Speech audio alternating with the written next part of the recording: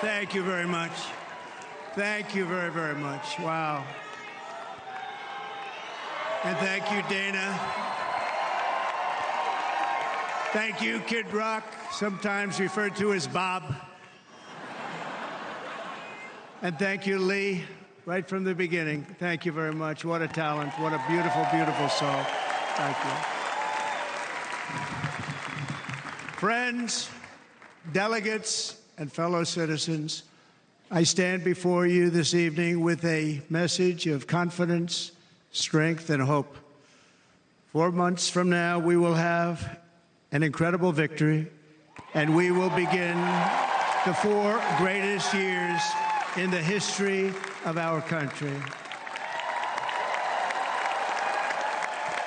Together, we will launch a new era of safety, prosperity, and freedom for citizens of every race, religion, color, and creed. The discord and division in our society must be healed. We must heal it quickly. As Americans, we are bound together by a single fate and a shared destiny. We rise together or we fall apart. I am running to be president for all of America, not half of America, because there is no victory in winning for half of America. So tonight, with faith and devotion, I proudly accept your nomination for President of the United States. Thank you.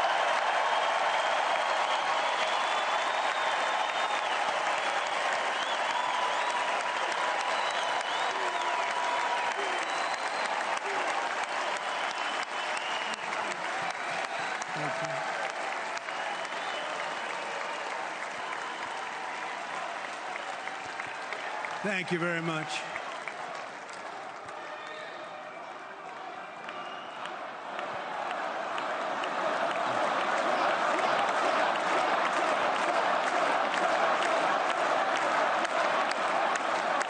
Thank you very much. And we will do it right. We're going to do it right. Let me begin this evening by expressing my gratitude to the American people for your outpouring of love and support following the assassination attempt at my rally on Saturday.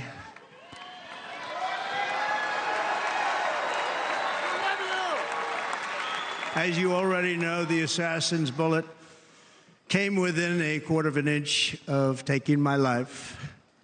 So many people have asked me, what happened? Tell us what happened, please. And therefore, I will tell you exactly what happened, and you'll never hear it from me a second time because it's actually too painful to tell. It was a warm, beautiful day in the early evening in Butler Township in the great Commonwealth of Pennsylvania. Music was loudly playing, and the campaign was doing really well. I went to the stage, and the crowd was cheering wildly. Everybody was happy. I began speaking very strongly, powerfully, and happily,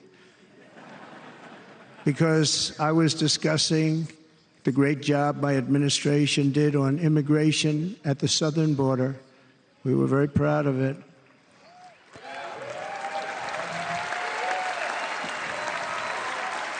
Behind me and to the right was a large screen that was displaying a chart of border crossings under my leadership. The numbers were absolutely amazing. In order to see the chart, I started to, like this, turn to my right and was ready to begin a little bit further turn, which I'm very lucky I didn't do, when I heard a loud whizzing sound and felt something hit me really, really hard on my right ear. I said to myself, wow, what was that? It can only be a bullet.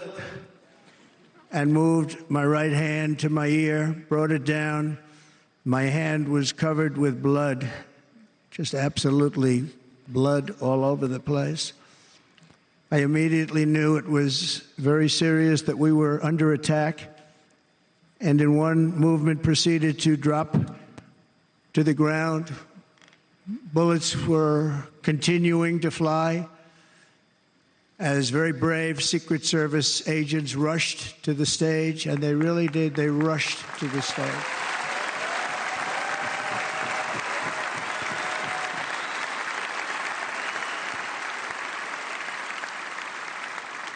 These are great people at great risk, I will tell you, and pounced on top of me so that I would be protected. There was blood pouring everywhere, and yet, in a certain way, I felt very safe because I had God on my side. I felt that.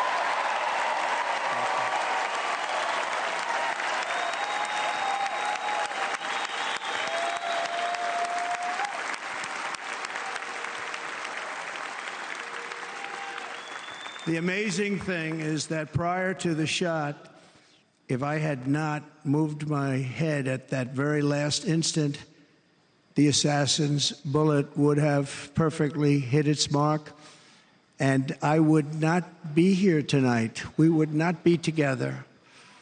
The most incredible aspect of what took place on that terrible evening in the fading sun was actually seen later. In almost all cases, as you probably know, and when even a single bullet is fired, just a single bullet, and we had many bullets that were being fired, crowds run for the exits or stampede, but not in this case. It's very unusual.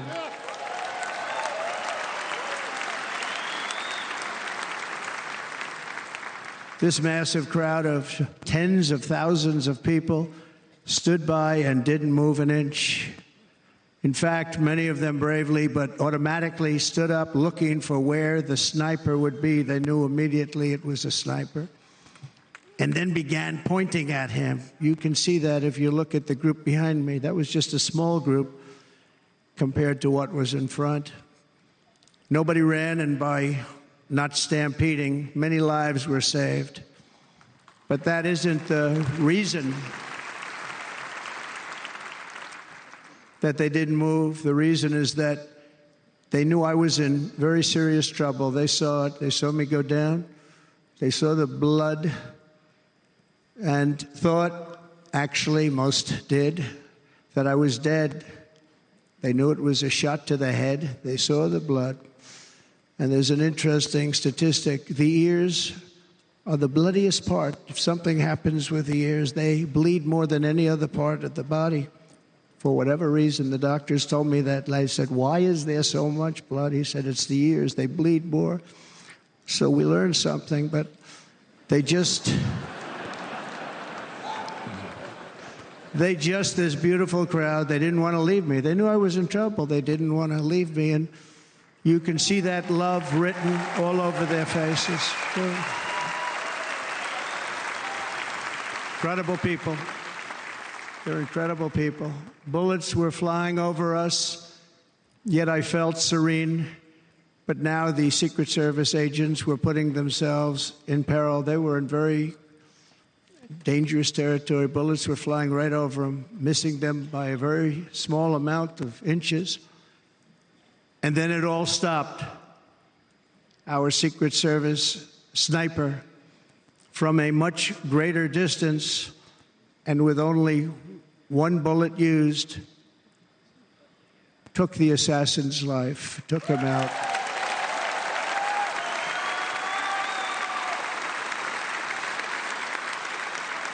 I'm not supposed to be here tonight. Not supposed to be here. Yeah.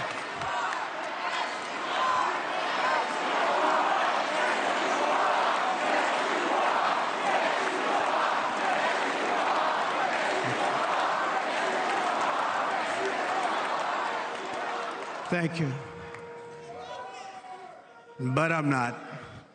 And I'll tell you, I stand before you in this arena only by the grace of Almighty God.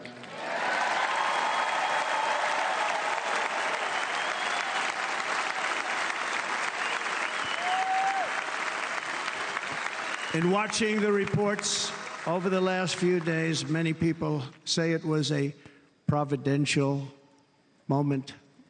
Probably was. When I rose, surrounded by Secret Service, the crowd was confused because they thought I was dead, and there was great, great sorrow. I could see that on their faces as I looked out. They didn't know I was looking out. They thought it was over. But I could see it, and I wanted to do something to let them know I was okay.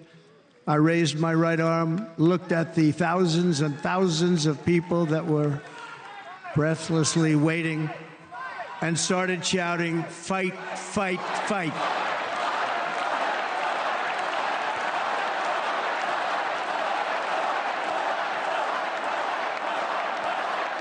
Thank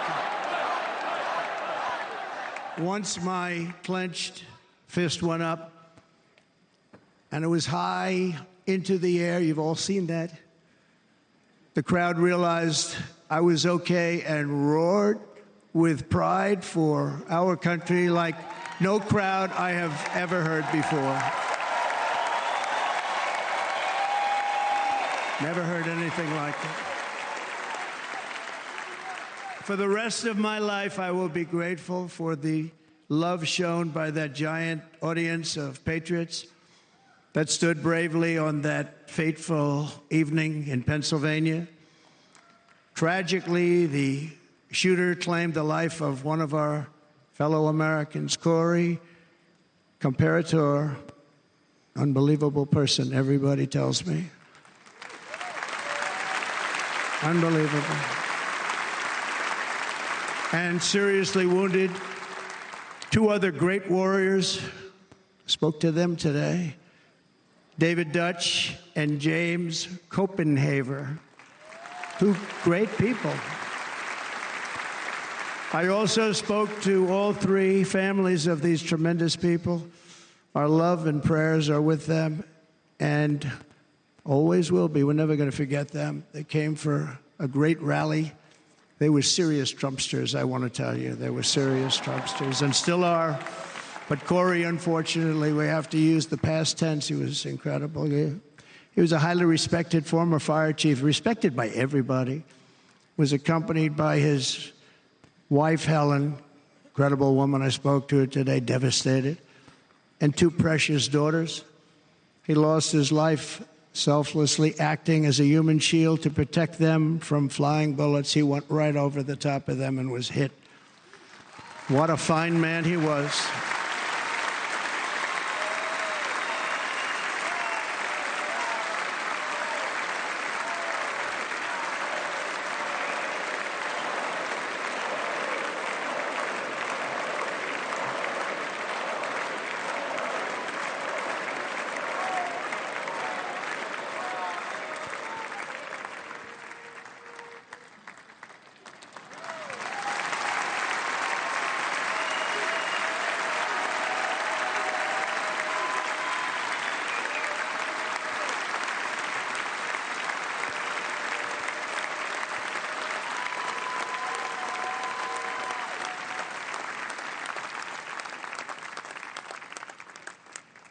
I want to thank the fire department and the family for sending his helmet, his outfit, and it was just something, and they're going to do something very special when they get it. But we did something which cannot match what happened, not even close.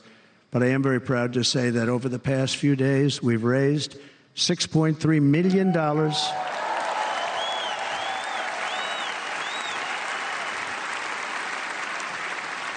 for the families of David, James, and Corey, including from a friend of mine, just called up. He sent me a check right here. I just got it.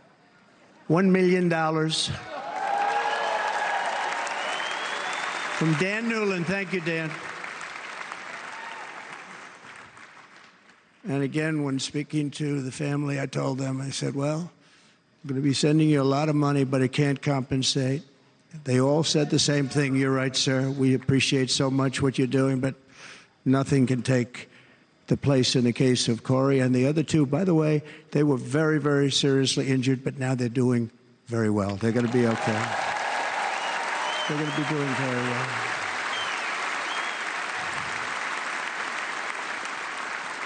They're warriors. So now I ask that we observe a moment of silence in honor of our friend Corey.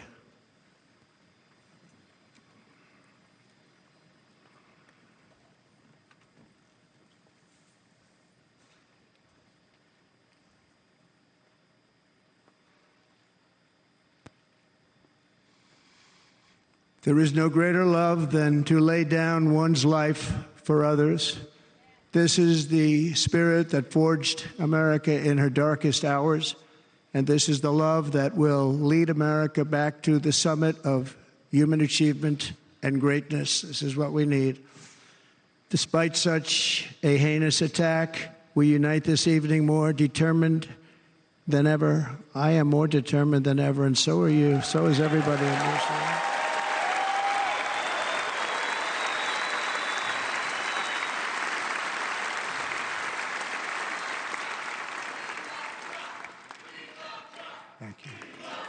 Thank you very much.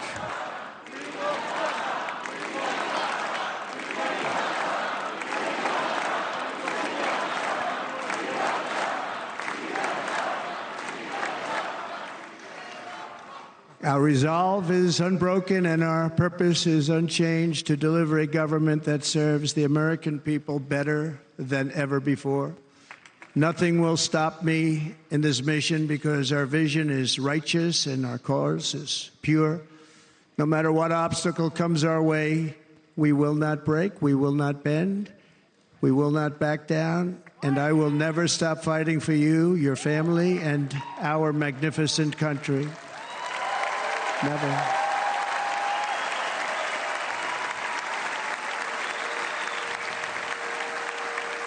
And everything I have to give with all of the energy and fight in my heart and soul, I pledge to our nation tonight. Thank you very much. I pledge that to our nation. We're going to turn our nation around, and we're going to do it very quickly. Thank you.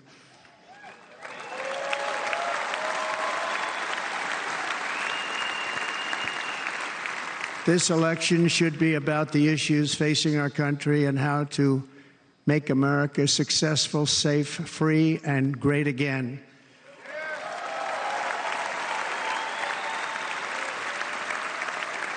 In an age when our politics too often divide us, now is the time to remember that we are all fellow citizens. We are one nation under God, indivisible, with liberty and justice for all.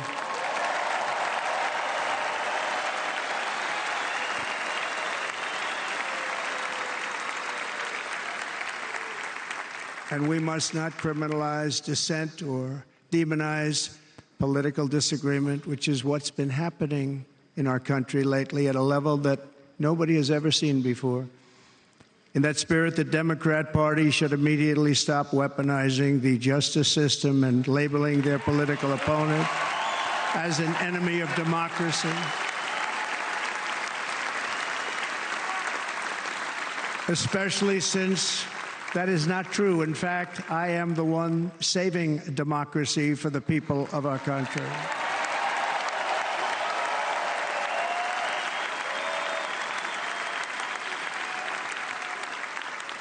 And very big news, as you probably just read, on Monday a major ruling was handed down from a highly respected federal judge in Florida, Eileen Cannon, finding that the prosecutor and the fake documents case against me were totally unconstitutional, and the entire case was thrown out of court. With all of that publicity, thrown out of court. If Democrats want to unify our country, they should drop these partisan witch hunts, which I have been going through for approximately 8 years. And they should do that without delay and allow an election to proceed that is worthy of our people. We're going to win it anyway, but worthy of our people. On this journey, I am deeply honored to be joined by my amazing wife, Melania.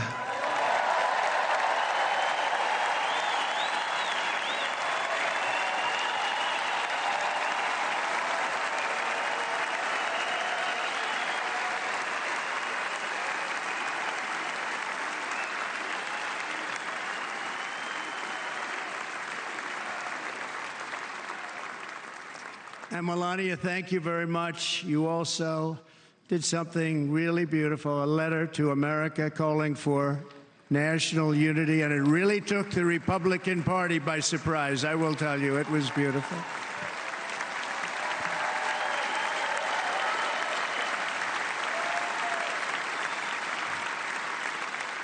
fact, some very serious people said that we should take that letter and put it as part of the Republican platform. That would be an honor, wouldn't it?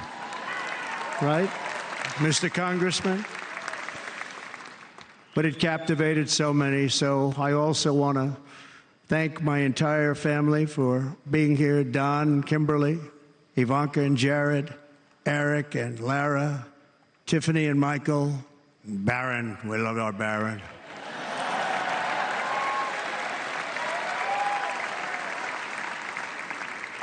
And of course, my 10 wonderful grandchildren. You saw a few of them up there on my lap before.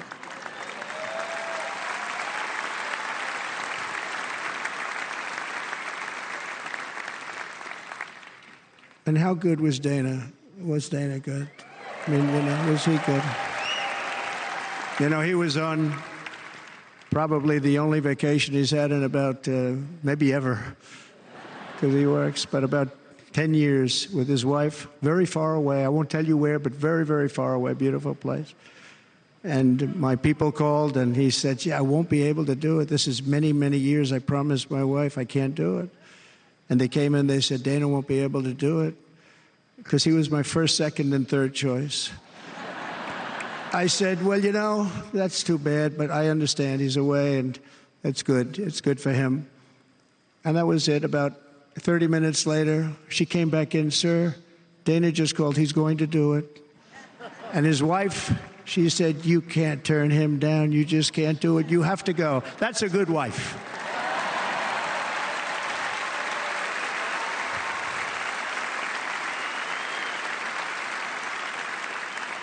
So he got on a plane, he got here a little while ago, now he's going to get on the plane in a little while and he's going to go back home to his wife. But they're great, and I just want to thank her and him and their whole family, because that's not easy. And Kid Rock, same thing. Called, he said, I want to be a part of it. I want to be a part, because, Kid does his great song, Big, Big Monster song. I had no idea. He became a friend of mine over the last 10 years. And he's amazing. Everyone loves him. I didn't even know how big he was. He has rallies. 35, 40,000 people he gets every time he goes out. I think he's making so much money, he doesn't know what the hell to do with it. You want to know? And then we have my other friend, and I've known him so long, and we took that song, and it was a big success, but we made that. I saw a chart of great songs to America. That was #1 on the chart recently, #1. So that's Lee Greenwood, a very special, beautiful person. He's a beautiful man. But they all wanted to be here. They called. And how about the Hulkster? How good was he? Is he up? Where is he? Boy, oh boy.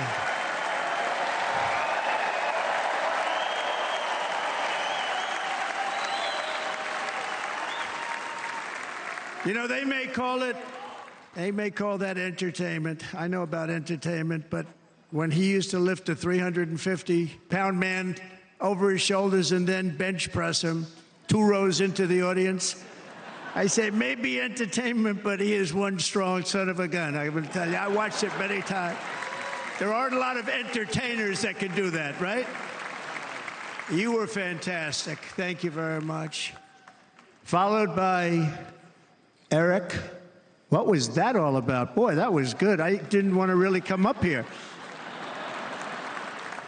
But he was so great, and he's such a good young man. He went through a lot of trouble, and Don last night was incredible. They went through so much trouble. They got subpoenaed more than any people probably in the history of the United States. Every week they get another subpoena from the Democrats, crazy Nancy Pelosi, the whole thing, just boom, boom, boom. They've got to stop that because they're destroying our country. We have to work on making America great again, not on beating people. And we won. We beat them and all. We beat them on the impeachments. We beat them on indictments. We beat them. But the time that you have to spend, if they would devote that genius to helping our country, we'd have a much stronger and better country.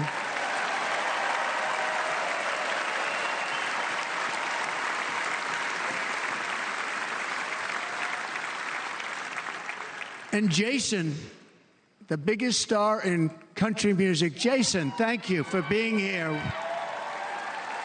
Jason, thank you very much. Jason Aldean, he's good. I like his wife even better, by the way. She's here. Thank you, Jason.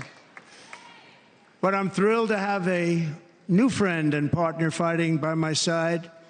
The next Vice President of the United States, the current Senator from Ohio, JD Vance, and his incredible wife, Usha.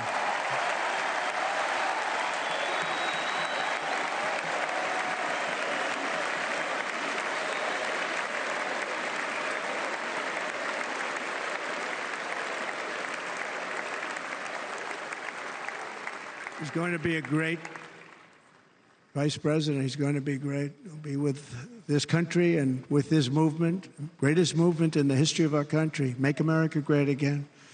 When they criticized it, they said, we're going to try and stop MAGA. I said, MAGA is Make America Great Again. What are you going to stop? There's nothing to stop. Then they say, oh, that's right. It's very tough to fight it. And all of the people that did try and fight it have failed. But he's going to be with us for a long time, and it was an honor to select him. Great, great student at Yale. His wife was a great student at Yale. They met at Yale. These are two smart people.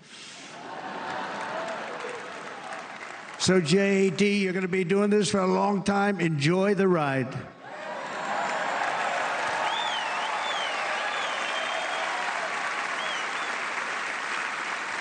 And a very special thank you to the extraordinary people of Milwaukee and the great state of...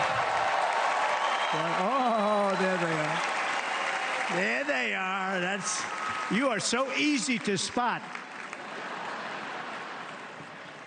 And Green Bay's going to have a good team this year, right? They're going to have a good team. They're going to have a good team. Most of the audience doesn't like it, but it's true. You're going to have a very good team this year. And by the way, Wisconsin, we are spending over $250 million here, creating jobs and other economic development all over the place. So I hope you will remember this in November and give us your vote. I am trying to buy your vote. I'll be honest about that.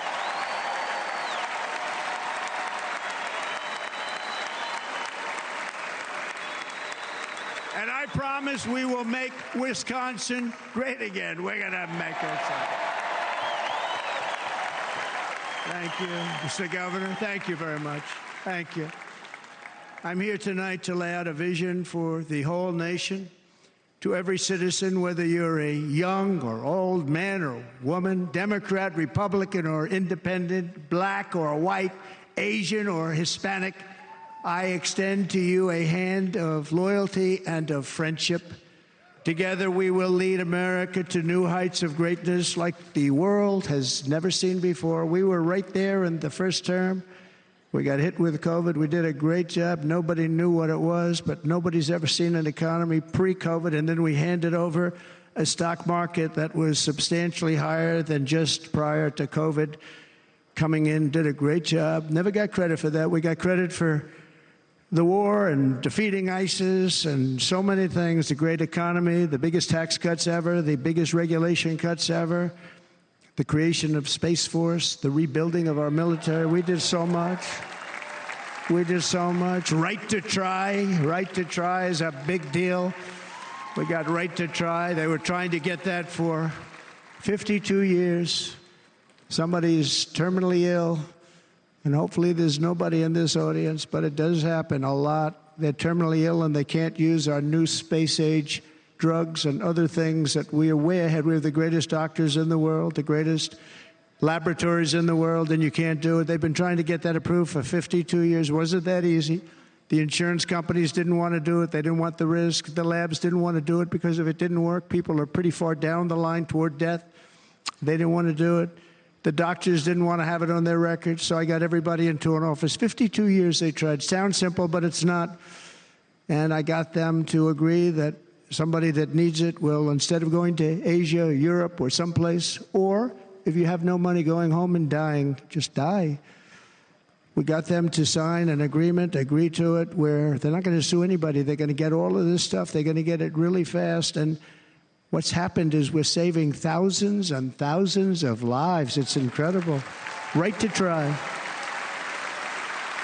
It's a great feeling. Under our leadership, the United States will be respected again. No nation will question our power. No enemy will doubt our might. Our borders will be totally secure. Our economy will soar. We will return law and order to our streets, patriotism to our schools, and importantly, we will restore peace, stability, and harmony all throughout the world. But to achieve this future, we must first rescue our nation from failed and even incompetent leadership. We have totally incompetent leadership. This will be the most important election in the history of our country. Under the current administration, we are indeed a nation in decline. We have an inflation crisis that is making life unaffordable, ravaging the incomes of working and low-income families, and crushing, just simply crushing our people like never before. They've never seen anything like it. We also have an illegal immigration crisis, and it's taking place right now as we sit here in this beautiful arena. It's a massive invasion at our southern border that has spread misery, crime, poverty, disease, and destruction to communities all across our land. Nobody's ever seen anything like it. Then there's an international crisis, the likes of which the world has seldom been part of. Nobody can believe what's happening. War is now raging in Europe and the Middle East. A growing specter of conflict hangs over Taiwan, Korea, the Philippines, and all of Asia. And our planet is teetering on the edge of World War III. And this will be a war like no other war because of weaponry. The weapons are no longer army tanks going back and forth shooting at each other. These weapons are obliteration. It's time for a change. This administration can't come close to solving the problems. We're dealing with very tough, very fierce people. They're fierce people. And we don't have fierce people. We have people that are a lot less than fierce, except when it comes to cheating on elections and a couple of other things. Then they're fierce. Then they're fierce. So tonight, I make this pledge to the great people of America.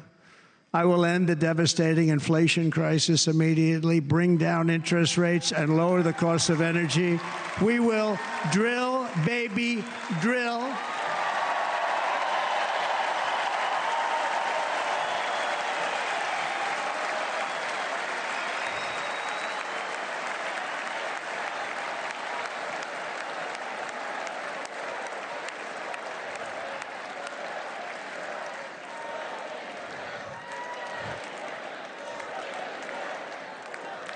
Can you believe what they're doing? But by doing that, we will lead a large-scale decline in prices. Prices will start to come down. Energy raised it. They took our energy policies and destroyed them. Then they immediately went back to them, but by that time, So much was lost. But we will do it at levels that nobody's ever seen before. And we'll end lots of different things. We'll start paying off debt and start lowering taxes even further. We gave you the largest tax cut. We'll do it more. You know, people don't realize I brought taxes way down, way down, and yet we took in more revenues the following year than we did when the tax rate was much higher. Most people said, how did you do that? Because it was incentive. Everybody was coming to the country. They were bringing back billions and billions of dollars into our country. The companies made it impossible to bring it back. The tax rate was too high, and the legal complications were far too great. I changed both of them, and hundreds of billions of dollars by Apple and so many other companies were brought back into our nation, and we had an economy the likes of which no nation had ever seen. China, we were beating them at levels that were incredible. And they know it. They know it. We'll do it again, but we'll do it even better. I will end the illegal immigration crisis by closing our border and finishing the wall, most of which I've already built.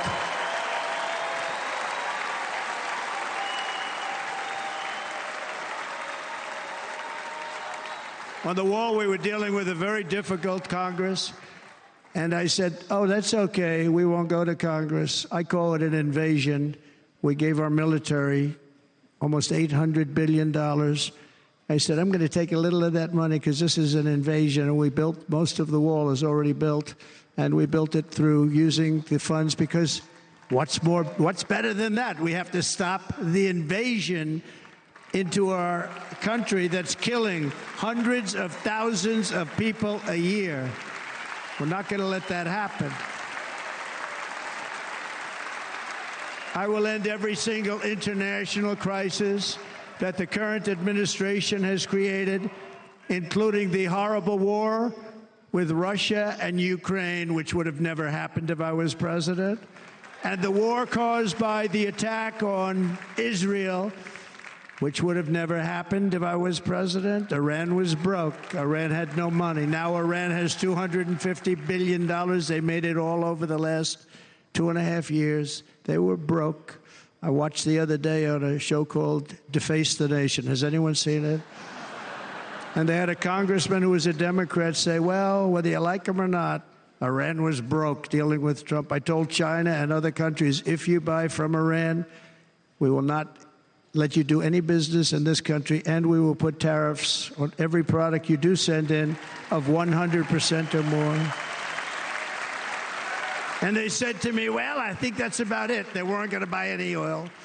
And they were ready to make a deal. Iran was going to make a deal with us. And then we had that horrible, horrible result that we'll never let happen again. The election result, we're never going to let that happen again. They used COVID to cheat. We're never going to let it happen again. And they took off all the sanctions, and they did everything possible for Iran. And now Iran is very close to having a nuclear weapon, which would have never happened. This is a shame what this administration, the damage that this administration has done. And I say it often, if you took the 10 worst presidents in the history of the United States, think of it, the 10 worst, added them up, they will not have done the damage that Biden has done. Only going to use the term once.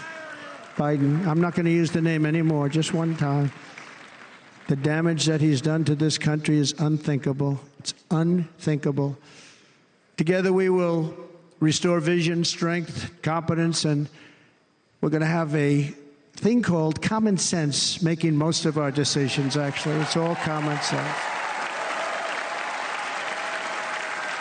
Just a few short years ago, under my presidency, we had the most secure border and best economy in the history of our country, in the history of the world. We had the greatest economy in the history of the world. We had never done anything like it. We were beating every country, including China, by leaps and bounds. Nobody had seen anything like it. We had no inflation, soaring incomes were going. Nobody can believe it. You can't believe what happened 4 years ago is happening now in reverse. And the world was at peace. Inflation has been a killer for our country. No matter what you make it doesn't matter, because inflation is eating you alive. People that were putting away money, they were making great wages, the highest they've ever made, but they were putting away a lot of money. Now they are just being destroyed. They're not putting away anything. They're barely living. They're going into savings accounts. They're taking out their money to live because of inflation. Inflation, remember, it's called a country buster. You can go back to Germany from 100 years ago. You can go back to any country that suffered great inflation. We've suffered the worst inflation we've ever had. But go back and see what's happened to those countries. We've had the worst inflation we've ever had under this person. But in less than 4 years, our opponents have turned incredible success into unparalleled tragedy and failure. It's been a tremendous failure. Today, our cities are flooded with illegal aliens. Americans are being squeezed out of the labor force, and their jobs are taken. And by the way, you know who's taking the jobs that are created? 107% of those jobs are taken by illegal aliens. And you know who's being hurt the most by millions of people pouring into our country? The black population and the Hispanic population, because they're taking the jobs from our black population, our Hispanic population, and they're also taking them from unions. The unions are suffering because of it. Thank you. Thank you. I like you too. Thank you very much.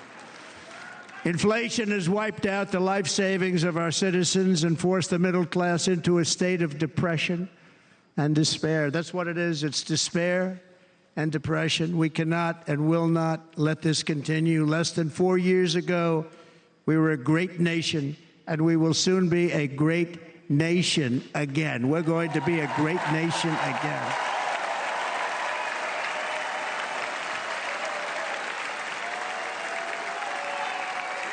Thank you. With proper leadership, every disaster we are now enduring will be fixed, and it will be fixed very, very quickly. So tonight, whether you've supported me in the past or not, I hope you will support me in the future, because I will bring back the American dream. That's what we're going to do. You don't even hear about the American dream anymore.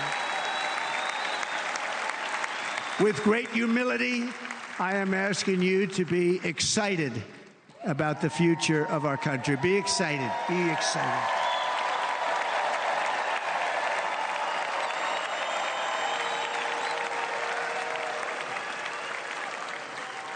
And by the way, the news reports, look at all of those big networks. Look at them. They're all here.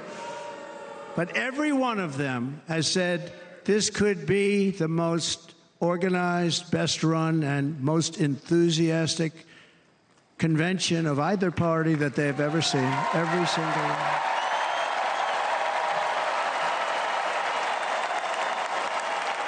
And it's true. It's true. And there's love in the room. There's great love in the room.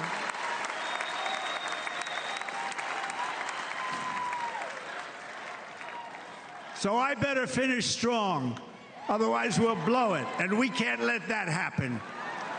Now, this was great. All of the great people that spoke, and everybody hit a home run. I mean, there's not one that I can think of where I said, oh, gee, that wasn't great. Every single person. I refuse to be the only one. Don't do that to me. They're already getting ready. See, I gave them an idea. Now, this was a great convention. This was, I think we're actually going to go home and miss it. You know, usually with a first of all, look at these crowds. You'd never have this at a convention. Look at these crowds.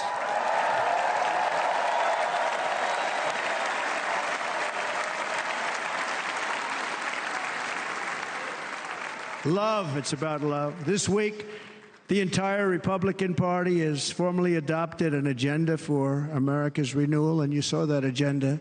And it's very short compared to the long, boring, meaningless agendas of the past, including the Democrats. They write these things that are hundreds of pages long, and they never read them after they're done. In their case, fortunately, they don't read them because they're pretty bad. It's a series of bold promises that we will swiftly implement when you give us a Republican House And Mr. Speaker, thank you very much. We have our great Speaker of the House with us tonight. Mr. Speaker, thank you very much. Thank you. A Republican Senate, we have many senators here, and send me back to our beautiful White House just a few short months from now. We're talking about just months. It can't come fast enough. We have to get it done. First, we must get economic relief to our citizens. Starting on day one, we will drive down prices and make America affordable again. We have to make it affordable. It's not affordable. People can't live like this. Under this administration, our current administration, groceries are up 57%, gasoline is up 60 and 70%, mortgage rates have quadrupled. And the fact is, it doesn't matter what they are because you can't get the money anyway. You can't buy houses. Young people can't get any financing to buy a house. The total household costs have increased an average of $28,000 per family under this administration. Republicans have a plan to bring down prices and bring them down very, very rapidly. By slashing energy costs, we will in turn reduce the cost of transportation, manufacturing, and all household goods. So much starts with energy. And remember, we have more liquid gold under our feet than any other country by far. We are a nation that has the opportunity to make an absolute fortune with its energy. We have it, and China doesn't.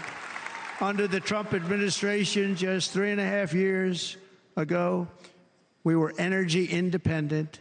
But soon, we will actually be better than that. We will be energy dominant and supply not only ourselves, but we will supply the rest of the world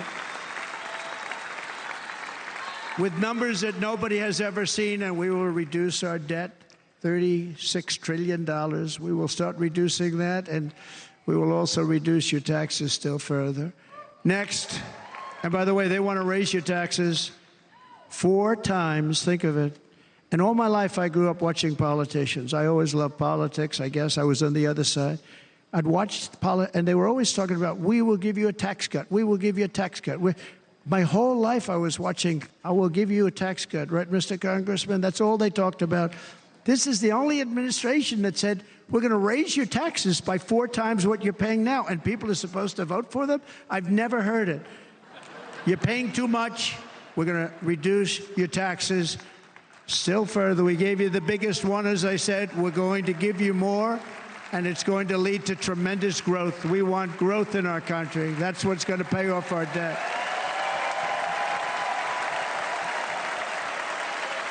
And next, we will end the ridiculous and actually incredible waste of taxpayer dollars that is fueling the inflation crisis. They've spent trillions of dollars on things having to do with the Green New Scam. It's a scam.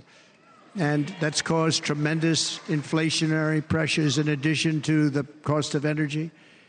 And all of the trillions of dollars that are sitting there not yet spent, we will redirect that money for important projects like roads, bridges, dams, and we will not allow it to be spent on meaningless Green New Scam ideas.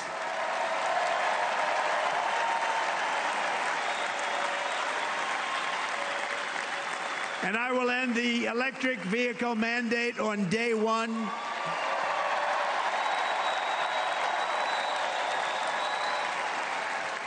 Thereby saving the U.S. auto industry from complete obliteration, which is happening right now, and saving U.S. customers thousands and thousands of dollars per car. And right now, as we speak, large factories just started are being built across the border in Mexico. So with all the other things happening on our border, and they're being built by China to make cars and to sell them into our country. No tax, no anything. The United Auto Workers ought to be ashamed for allowing this to happen. And the leader of the United Auto Workers should be fired immediately. And every single auto worker, union and non-union, should be voting for Donald Trump, because we're going to bring back car manufacturing, and we're going to bring it back fast.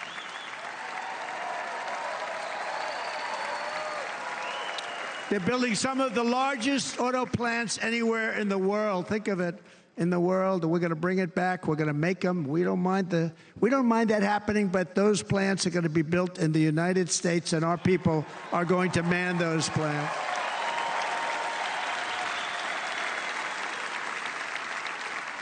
And if they don't agree with us, we'll put a tariff of approximately 100 to 200% on each car, and they will be unsellable in the United States. We have long been taken advantage of by other countries. And think of it, oftentimes these other countries are considered so-called allies. They've taken advantage of us for years. We lose jobs, we lose revenue, and they gain everything and wipe out our businesses, wipe out our people. I stopped it for 4 years. I stopped it. And we're really ready to make changes like nobody had seen before. And remember, USMCA, I got rid of NAFTA, the worst trade deal ever made, and replaced it with USMCA, which is, they say, the best trade deal ever made. Actually, probably the best trade deal was the deal I made with China, where they buy $50 billion worth of our product. They were buying nothing. They buy $50 billion worth. They had to. But I don't even talk about it because of COVID. I don't even mention it, frankly, because of what happened with the China virus.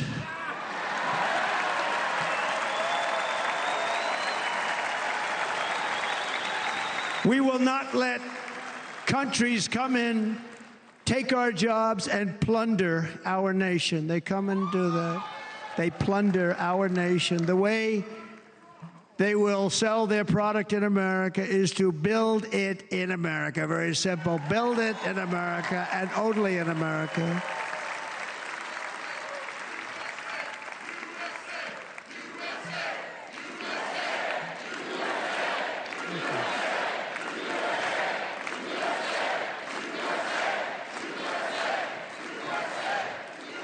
And this very simple formula, and Congress has to go along with us, and they will. This very simple formula will create massive numbers of jobs. We will take over the auto industry again, and many, many hundreds of thousands of jobs. We lost so many jobs over the years. If you go back 20, 25 years, they've stolen, going to China and Mexico, about 68% of our auto industry manufacturing jobs. We're going to get them all back. We're going to get them all back, every one of them. At the center of our plan for economic relief are massive tax cuts for workers that include something else that's turned out to be very popular, actually. Here it's very popular, in this building and all those hotels that I saw that are so nice. I'm staying in a nice one. It's called no tax on tips. No tax on tips. No tax on tips.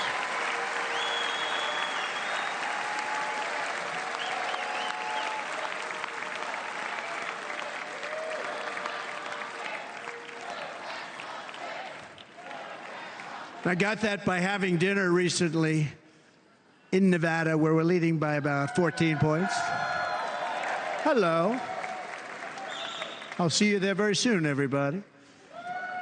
And we're having dinner at a beautiful restaurant in the Trump building on the Strip, and it's a great building, and the waitress comes over. How's everything going? A really nice person. How's everything? Oh, sir, it's so tough. The government's after me all the time on tips, tips, tips. I said, well, they give you cash. Would they be able to find him? She said, actually, and I didn't know this, she said, very little cash is given. It's all put right on the check. And they come in and they take so much of our money, it's just ridiculous. And they don't believe anything we say. And they've just hired, as you know, 88,000 agents to go after them even more. And I said, this shows the level of my, most people go out, they hire consultants, they pay millions of dollars. But I said to her, let me just ask you a question. Would you be happy if you had no tax on tips? She said, what a great idea.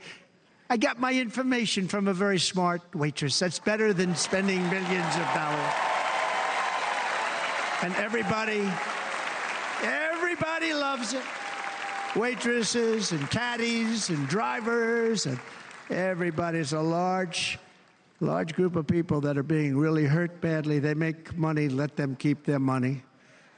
I'm going to protect Social Security and Medicare. Democrats are going to destroy Social Security and Medicare because all of these people, by the millions they're coming in, they're going to be on Social Security and Medicare and other things, and you're not able to afford it. They are destroying your Social Security and your Medicare. Under my plan, incomes will skyrocket, inflation will vanish completely, jobs will come roaring back, and the middle class will prosper like never, ever before, and we're going to do it very rapidly.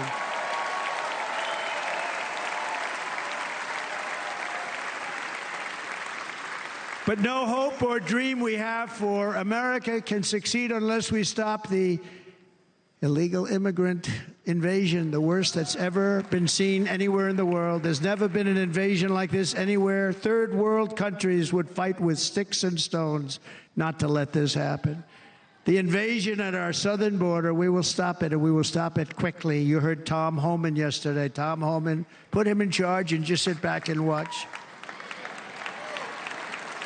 Brandon Judd, the Border Patrol, he's incredible. These guys, they really, their job is a lot easier if they don't have to do anything, but they want to. They're patriots. Brandon Judd, Border Patrol, ICE. ICE goes out. You have to see what ICE does with MS-13. You have these are probably the worst gang, and ICE goes in there. And I know a lot of people in these rows here, and they're very tough people, but they don't want to do this job.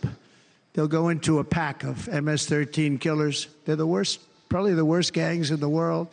And we have thousands of them. I moved thousands and thousands out in my 4 years. We moved them out, and it was a pleasure. But ICE would go right into a pack of these killers, and you see fists flying, you see everything flying, and then they take them. They put them in a paddy wagon. They take them back, and they get them out of our country. And the other countries weren't accepting them back, and I called up, and I said, tell them that we're not giving them economic aid anymore. And the next day, I got calls from all of these countries that were terminated. Billions of dollars we spend on economic aid to countries that does us, frankly, no good. And the next day, I was called by everybody. I couldn't take all the calls. Sir, what's the problem? I said, you won't take your killers back that you sent in caravans into America. You won't take them back. Well, sir, if you'd like us to, we would give very serious consideration to doing that. And within 24 hours, they were being taken back. For years and years, when I first came in, they said President Obama tried to get him to go back, and they wouldn't accept him. They'd put planes on the runway so you couldn't leave the plane. They'd close the road so you couldn't take the buses. They'd all have to turn back. As soon as I said no more economic aid of any kind to any country that does that, they called back and they said, sir, it would be our great honor to take MS-13. We love them very much. We love them very much, sir. We'll take them back. At the heart of the Republican platform is our pledge to end this border nightmare and fully restore the sacred and sovereign borders of the United States of America, and we're going to do that on day one.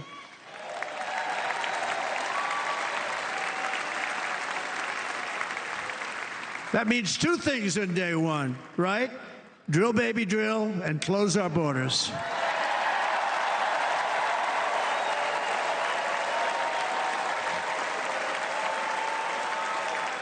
And by the way, and I think everybody as a Republican, as a patriot in this room, and most Democrats, we want people to come into our country, but they have to come into our country legally. Legally. Less than 4 years ago, I handed this administration the strongest border in American history. But you can see on the chart that saved my life, that was the chart that saved my life. I said, look it, I'm so proud of it. I think it's one of the greatest. It was done by the Border Patrol, one of the greatest charts I've ever seen. It showed everything just like that. You know the chart. Oh, there it is. That's pretty good. Wow. Last time I put up that chart, I never really got to look at it. But without that chart, I would not be here today.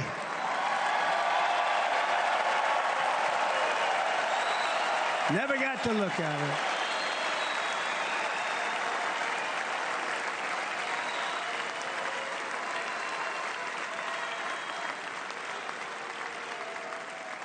I said, you got to see this chart. I was so proud of it, and by the time I got to there, I never got to see it that day. But I'm seeing it now, and I was very proud. If you look at the arrow on the bottom, that's the lowest level, the one on the bottom, heavy red arrow. That's the lowest level of illegal immigrants ever to come into our country in recorded history, right there. Right there. And that was my last week in office. And then you see what happened after I left. Look at the rest. And if you go out a little bit further, it's getting to be a little bit old, but I love it anyway, right? But you can go much higher with those numbers. Look what happened right after that. The invasion began. We had the opposite. We stopped the invasion, but the invasion that we stopped was peanuts by comparison to what happened after I left. Look at what happened after I left. They took over our country. We ended all catch and release. We shut down asylum fraud. We stopped human trafficking and forged historic agreements to keep illegal aliens on foreign soil. We want them to stay on their soil. Under the Trump administration, if you came in illegally, you were apprehended immediately and you were deported. You went right back. The current administration terminated every single one of those great Trump policies that I put in place to seal the border. I wanted a sealed border. Again, come in, but come in legally. You know how unfair it is? So many people, hundreds of thousands of people, have been working for years to come into our country. And now they see these people pour into our country at levels that are unprecedented. It's so unfair. And we're not going to do it. We're not going to stand for it. They suspended wall construction, ended remain in Mexico. We had a policy, remain in Mexico. You think that was easy to get from the Mexican government? But I said, you must give it to us. If you don't give it to us, there will be repercussions. And they gave it to us. But not easy. Canceled our Safe Third agreements. Demolished Title 42, implemented nationwide catch and release. That's catch and release, where we catch them and release them into our country. We catch them and release them into Mexico. There's a slight difference. And took 93, this is the previous administration, 93 executive actions to throw open our border to the world. The entire world is pouring into our country because of this very foolish administration. The greatest invasion in history is taking place right here in our country. They are coming in from every corner of the earth, not just from South America, but from Africa, Asia, the Middle East. They're coming from everywhere. They're coming at levels that we've never seen before. It is an invasion indeed, and this administration does absolutely nothing to stop them. They're coming from prisons. They're coming from jails. They're coming from mental institutions and insane asylums. You know, the press is always on me because I say this. Has anyone seen Silence of the Lambs? The late, great Hannibal Lecter. He'd love to have you for dinner. That's insane asylums. They're emptying out their insane asylums. And terrorists are coming in at numbers that we've never seen before. Bad things are going to happen. Meanwhile, our crime rate is going up, while crime statistics all over the world are going down, because they're taking their criminals and they're putting them into our country. A certain country, and I happen to like the president of that country very much, but he's been getting great publicity because he's a wonderful shepherd of the country. He says how well the country's doing because their crime rate is down. And he said he's training all of these rough people. They're rough. He's training them. And I've been reading about this for 2 years. I think, oh, that's wonderful. Let's take a look at it. But then I realized he's not training them. He's sending all of his criminals, his drug dealers, his people that are in jails, he's sending them all to the United States. And he's different in that he doesn't say that. He's trying to convince everybody what a wonderful job he does in running the country. Well, he doesn't do a wonderful job. And by the way, if I ran one of the countries, many countries from all over, I would be worse than any of them. I would have had the place totally emptied out already.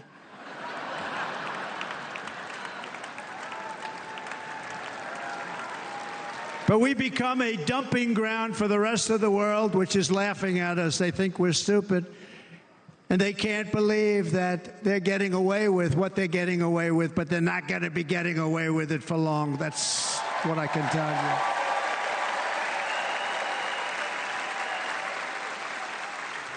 you. In Venezuela, Caracas, high crime. Caracas, Venezuela, really a dangerous place, but not anymore. Because in Venezuela, crime is down 72%. In fact, if they would ever win this election, I hate to even say that, we will have our next Republican convention in Venezuela because it will be safe. Our cities will be so unsafe, we won't be able. We will not be able to have it there. In El Salvador, murders are down by 70%. Why are they down? Now, he would have you convinced that because he's trained murderers to be wonderful people. No. They're down because they're sending their murderers to the United States of America. This is going to be very bad. And bad things are going to happen, and you're seeing it happen all the time. That's why, to keep our families safe, the Republican platform promises to launch the largest deportation operation in the history of our country. Even larger than that of President Dwight D. Eisenhower from many years ago. You know, he was a moderate, but he believed very strongly in borders. He had the largest deportation operation we've ever had. Just recently, I spoke to the grieving mother of Jocelyn Nungary, a wonderful woman, a precious 12-year-old girl from Houston who last month was tied up, assaulted, and strangled to death after walking to the convenience store just a block away from her house. Her body was dumped near the side of the road in a shallow creek, found by some onlookers who couldn't believe what they had witnessed. Charged with Jocelyn's heinous murder are 2 illegal aliens from Venezuela who came across our border, were in custody, and were then released into the country by this horrible, horrible administration that we have right now. I also met recently with the heartbroken mother and sister of Rachel Morin. Rachel was a 37-year-old mom of 5 beautiful children who was brutally raped and murdered while out on a run. She wanted to keep herself in good shape. It was very important to her. She was murdered. The monster responsible first killed another woman in El Salvador before he was led into America by the White House. This White House let them in. He then attacked a 9-year-old girl and her mother in a home invasion in Los Angeles before murdering Rachel in Maryland. Traveled all throughout the country, doing tremendous damage. Rachel's mother will never be the same. I spent time with her. She will never be the same. I've also met with the wonderful family of Laken Riley, the brilliant 22-year-old nursing student. She was so proud of being first in her class, who was out for a jog on the campus of the University of Georgia when she was assaulted, beaten, and horrifically killed. Yet another American life was stolen by a criminal alien set free by this administration. And these were incredible people we're talking about. These were incredible people who died. Tonight, America, this is my vow. I will not let these killers and criminals into our country.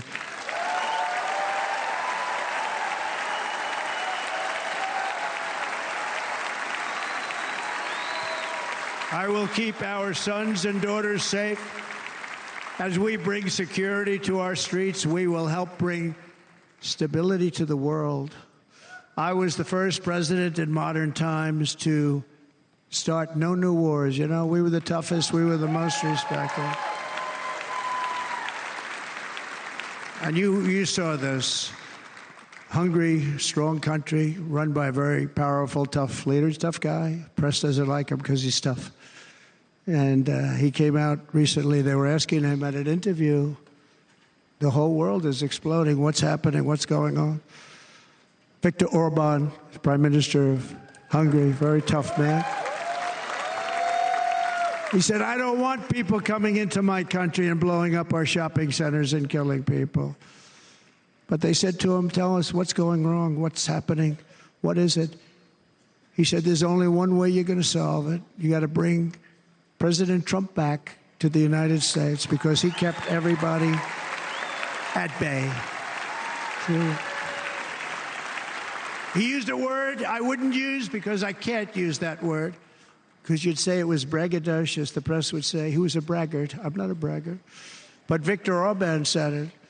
He said Russia was afraid of him. China was afraid of him. Everybody was afraid of him. Nothing was going to happen. The whole world was at peace. And now the world is blowing up around us. All of these things that you read about were not going to happen. Under President Bush, Russia invaded Georgia. Under President Obama, Russia took Crimea. Under the current administration, Russia is after all of Ukraine. Under President Trump, Russia took nothing.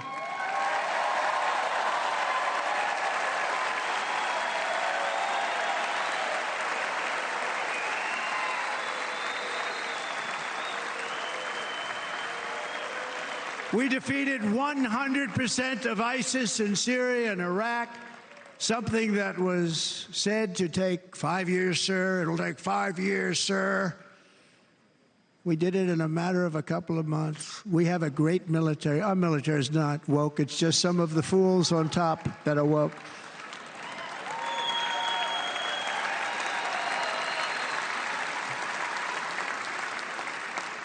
I got along very well. North Korea, Kim Jong-un, I got along very well with him. The press hated when I said that. How could you get along with him? Well, you know, it's nice to get along with somebody who has a lot of nuclear weapons or otherwise, isn't it?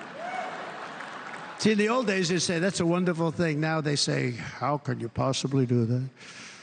But no, I got along with him, and we stopped the missile launches from North Korea. Now North Korea is acting up again, but when we get back, I get along with him. He'd like to see me back, too. I think he misses me, if you want to know the truth. Our opponents inherited a world at peace and turned it into a planet of war. We're in a planet of war. Look at that attack on Israel. Look at what's happening with Ukraine. The cities are just bombed out. How can people live like that where buildings, massive buildings, are falling to the ground? It began to unravel with the disastrous withdrawal from Afghanistan, the worst humiliation in the history of our country. We have never had a humiliation like that. 13 heroic U.S. service members were tragically and needlessly killed. 45 others were horrifically wounded. Nobody ever talks about them. No arms, no legs, face explosions, horrifically wounded. And by the way, we have a man in this room who's running for the U.S. Senate from a great state, Nevada, named Sam Brown, who paid the ultimate price. Thank you, Sam. Thank you, Sam. Thank you. He paid the biggest price probably ever paid by anybody that is running for office, and I think he's going to do great. He's running against a person that is not good, not respected, a total lightweight. But Sam, I think, paid, really, we were talking about it with some of the senators that are working so hard for Sam, but he paid the biggest price of any senator ever to run for the Senate. I don't think anybody's ever what he did. He was a real hero, a really great person. And he's running, and I hope that everybody gets out and votes for Sam Brown.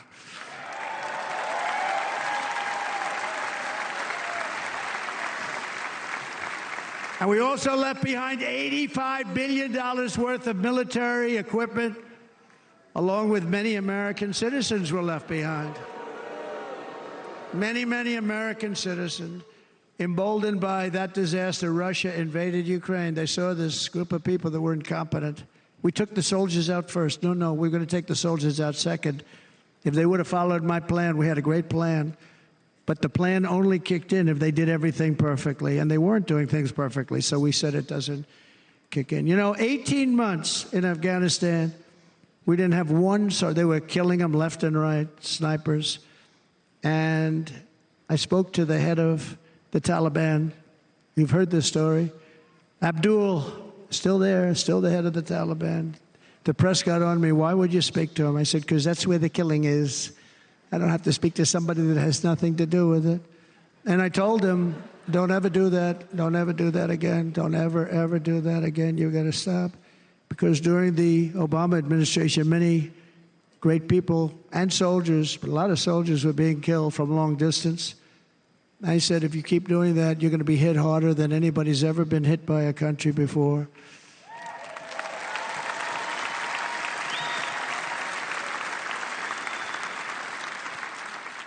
And he said, I understand, Your Excellency. He called me Your Excellency.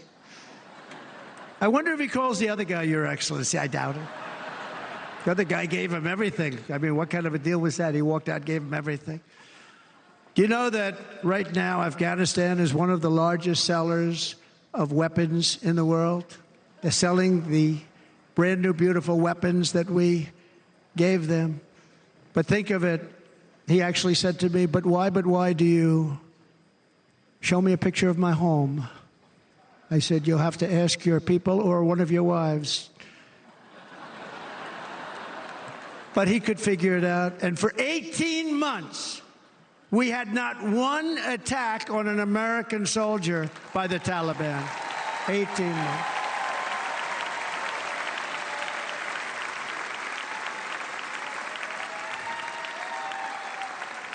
And then we had that horrible day where soldiers were killed. I was not there because of a ridiculous election. But we had that horrible attack.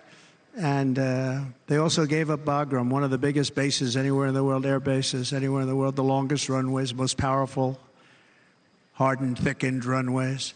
We gave it up.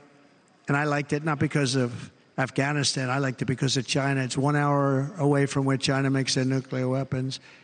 And you know who has it now? China has it now. We were keeping that.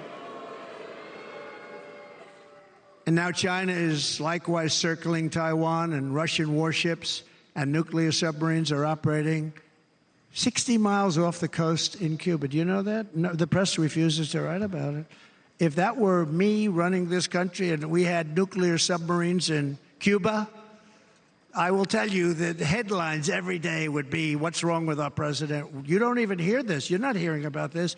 Russia has nuclear submarines and warships 60 miles away, Mr. Congressman, from Miami, by the way, happens to be here. Correct? In Cuba. And that would not be stood for if it were somebody else. They don't want to mention it, but now maybe they will. And the entire world, I tell you this, we want our hostages back, and they better be back before I assume office, or you will be paying a very big price.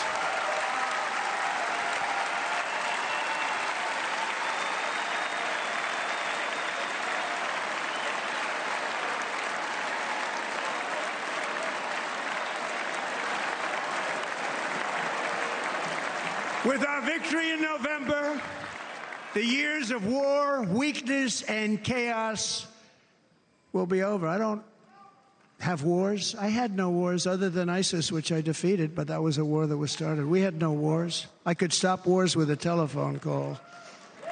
I could stop wars with just a telephone call. If properly stated, it would never start. We will replenish our military and build an Iron Dome missile defense system to ensure that no enemy can strike our homeland.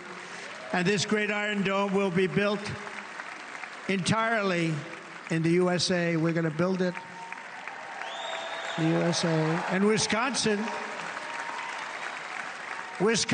just like I gave you that massive ship contract, and you're doing a very nice job, Governor, right? Thank you, Governor. And they're doing a great job. In fact, I had a little design change, and we gave them a tremendous for essentially what we used to call destroyers. These are now the most beautiful. They look like yachts. I said, we have to take the bow, and we have to make it a little nicer and a little point at the top instead of a flat nose. And the people at the shipyard said, this guy sort of knows what he's doing. We have the most beautiful ships, right, Governor? And everybody sitting over there. And it was a big contract that everybody wanted. I gave it to Wisconsin, but we're going to have a lot of that built right here in the state of Wisconsin and all other states. Israel has an Iron Dome. They have a missile defense system. 342 missiles were shot into Israel, and only one got through a little bit. It was badly wounded. It fell to the ground, but most of them are. And Ronald Reagan wanted this many years ago, but we really didn't have the technology many years ago. Remember, they called it Starship, spaceship, anything to mock him. But he was a very good president, very, very good. But now we have unbelievable technology. And why should other countries have this and we don't? No, we're going to build an Iron Dome over our country, and we're going to be sure that nothing can come and harm our people. And again, from an economic development standpoint, we're going to make it all right here. No more sending it out to other countries in order to help. It's America first. America first. We will unleash the power of American innovation. And as we do, we will soon be on the verge of finding the cures to cancer, Alzheimer's disease, and many other diseases. We're going to get to the bottom of it. You remember this gentleman that I don't want to mention other than one time I had to, because when you say you're the 10 worst, I had to do it. I didn't want anybody to be confused. But this man said, we're going to find a cure to cancer. Nothing happened. We're going to get to the cure for cancer and Alzheimer's and so many other things. We're so close to doing something great. But we need a leader that will let it be done. We will not have men playing in women's sports. That will end immediately.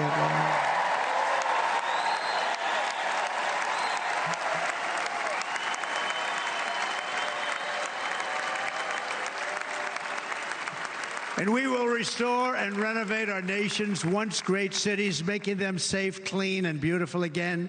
And that includes our nation's capital, which is a horrible killing field. So many things. They leave from Wisconsin, they go to look at the Washington Monument, they end up getting stabbed, killed, or shot. We will be very soon very proud of our capital, again, Washington, D.C.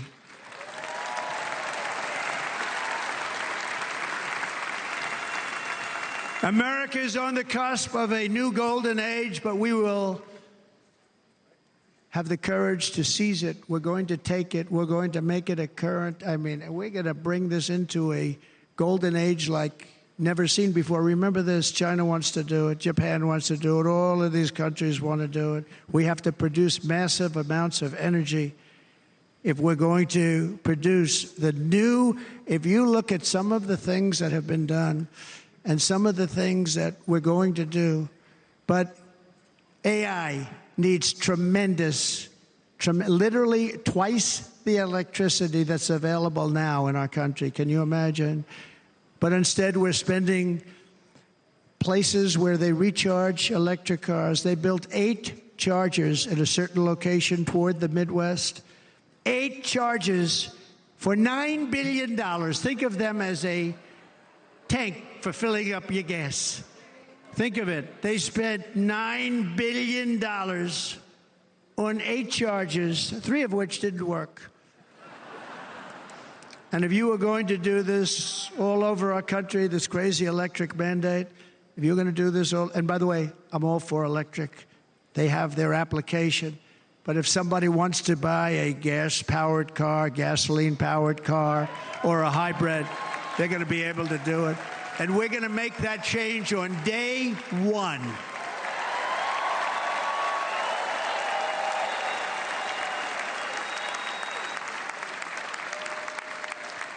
So to conclude, just a few short days ago, my journey with you nearly ended. We know that.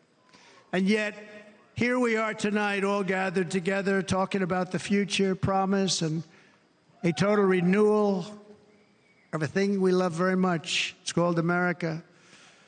We live in a world of miracles. None of us knows God's plan or where life's adventure will take us. I want to thank Franklin Graham for being here tonight. He's an outstanding man. He wrote me a note recently. I have a lot of respect for him. Sir, I love your storytelling. I think it's great in front of these big rallies. But, sir, please do me one favor. It won't make any difference. Please don't use any foul language. I was a little embarrassed. I said, he said, it won't make any difference. Actually, it does. The story's not quite as good, but I've been very good.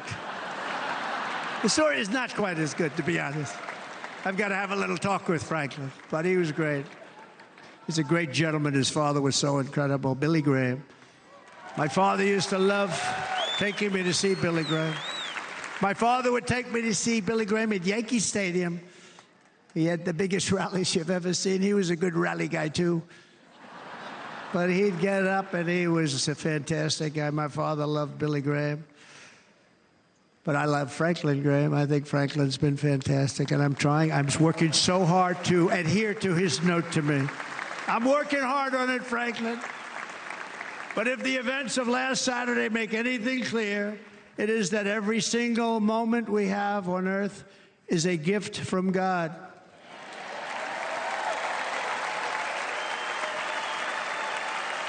We have to make the most of every day for the people and for the country that we love.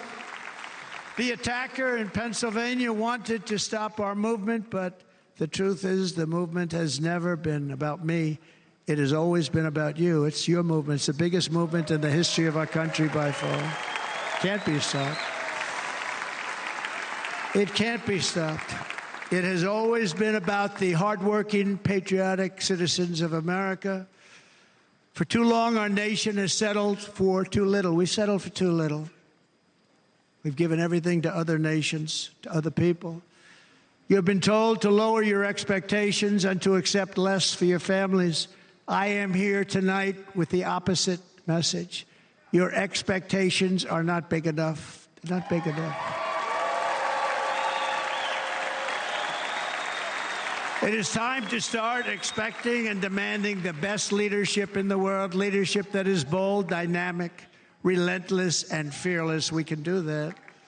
We are Americans. Ambition is our heritage. Greatness is our birthright. But as long as our energies are spent fighting each other, our destiny will remain out of reach, and that's not acceptable. We must instead take that energy and use it to realize our country's true potential and write our own thrilling chapter of the American story. We can do it together. We will unite. We are going to come together, and success will bring us together.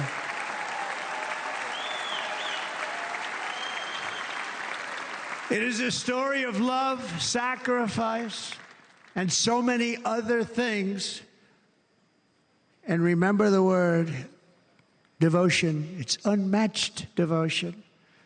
Our American ancestors crossed the Delaware, survived the icy winter at Valley Forge, and defeated a mighty empire to establish our cherished republic. They fought so hard, they lost so many. They pushed thousands and thousands of miles across a dangerous frontier, taming the wilderness to build a life and a magnificent home for their family. They packed their families into covered wagons, trekked across hazardous trails, scaled towering mountains, and braved rivers and rapids to stake their claim on the wide open, new, and very beautiful frontier. When our way of life was threatened, American patriots marched onto the battlefield, raced into enemy strongholds, and stared down death and stared down those enemies to keep alive the flame of freedom. At Yorktown, Gettysburg, and Midway, they joined the roll call of immortal heroes. So many just so many heroes, so many great, great people. And we have to cherish those people. We can't forget those people. We have to cherish those people.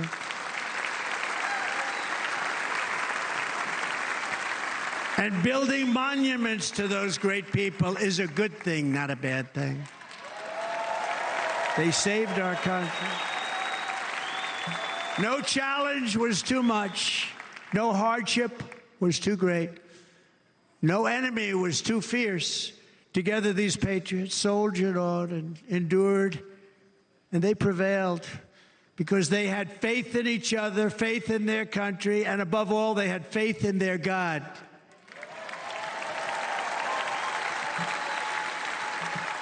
Just like our ancestors, we must now come together, rise above past differences. Any disagreements have to be put aside and go forward united as one people, one nation, pledging allegiance to one great, beautiful, I think it's so beautiful, American flag. Tonight I ask for your partnership, for your support, and I am humbly asking for your vote. I want your vote. Going to make our country great again. Every day I will strive to honor the trust you have placed in me, and I will never, ever let you down. I promise that. I will never let you down. To all of the forgotten men and women who have been neglected, abandoned, and left behind, you will be forgotten no longer. We will press forward, and together we will win, win, win.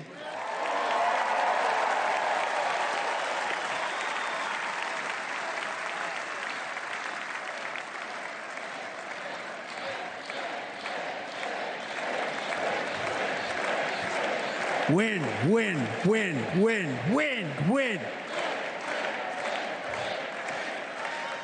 Nothing will sway us. Nothing will slow us, and no one will ever stop us. No matter what dangers come our way, no matter what obstacles lie in our path, we will keep striving toward our shared and glorious destiny, and we will not fail. We will not fail. Together, we will save this country. We will restore the republic, and we will usher in the rich and wonderful tomorrows that our people so truly deserve.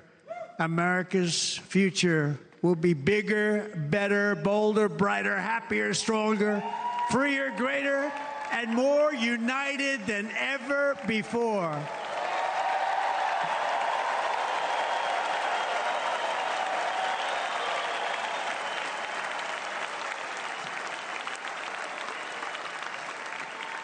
And quite simply put, we will very quickly make America great again.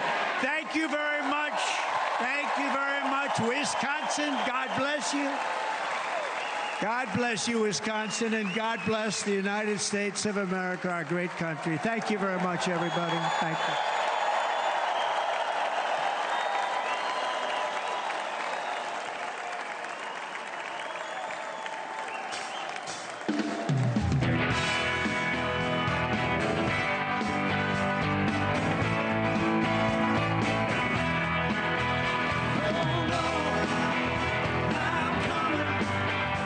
Trump finishing up what may be one of the longest convention speeches, acceptance speeches in modern American political history, well over an hour and a half or thereabouts. One of the most significant moments in political history also tonight, as Donald Trump recounted for all of us and what he said would be his first and only time the assassination attempt on his life. He's there with Melania Trump, his wife. First time we have seen her in public or them together since the assassination attempt. And now we see the family coming out, Jared and Ivanka, Eric and his wife, Laura Trump, now with the Republican National Convention as well. The families come out. JD Vance, his wife and young children will come out soon, and there are the balloons.